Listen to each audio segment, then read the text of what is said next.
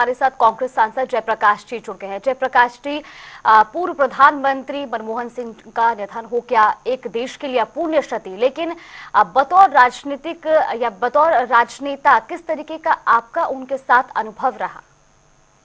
देखिए, देश ने एक बहुत बड़ा रत्न खो दिया। मैंने उनके साथ कई बार काम किया। जब मैं केंद्र में मंत्री था, ये फाइनेंशियल एडवाइजर है इस देश के। जी। देश में अर्थव्यवस्था बड़ी कमजोर हो गई थी 1991 में, और मुझे याद है कि क्रूड ऑयल नहीं मिल रहा था, तो देश का सोना बेचने की बात आई। तो इन्होंने कहा कि सोना मत बेचो, इसको हम गिरवी रखेंगे और उस पर लोन लेके फिर इसको छुड़वाएंगे। और 91 में जैसे ही फिर कांग्रेस गवर्नमेंट बनी पीवी नरसिम्हा राव जी के नेतृत्व में जी। तो इनको फाइनेंस मिनिस्ट्री मिली, और जो आर्थिक सुधार किए, आज जो ये देश 2024-25 में जा रहा है, कल 2-4 दिन के बाद, ये सारी की सारी अर्थव्यवस्था मजबूत करने की जो देन है वो डॉक्टर मनमोहन सिंह के कार्यों की है, सुधारों की है। और मुझे आज दुख इस बात का है कि वो हमसे बीच में से चले गए जी। और खुशी इस बात की कि आपको याद होगा, एक उदाहरण मैं बताता हूँ।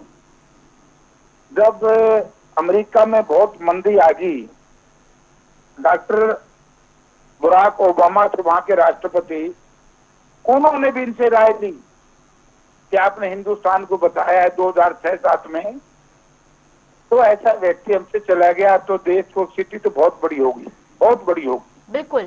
और जयप्रकाश जी, जिस तरीके से आज हम तमाम नेताओं के बयान भी सुन रहे हैं, चाहे पक्ष के नेता हों या विपक्ष के नेता, सबका कहना है कि वो स्वभाव के बड़े उदार और सरल थे। तो बतौर व्यक्तिगत जीवन की बात करूं या राजनीतिक जीवन की बात करूं, एक सीख जो आप हमेशा याद रखेंगे, जो आपको उनसे हमेशा एक बतौर प्रेरणा मिली हो? देखो, सादा रहना उनका जीवन का एक बहुत बड़ी चीज थी कि मैंने कभी उनको पगड़ी का दूसरा रंग नहीं देखा।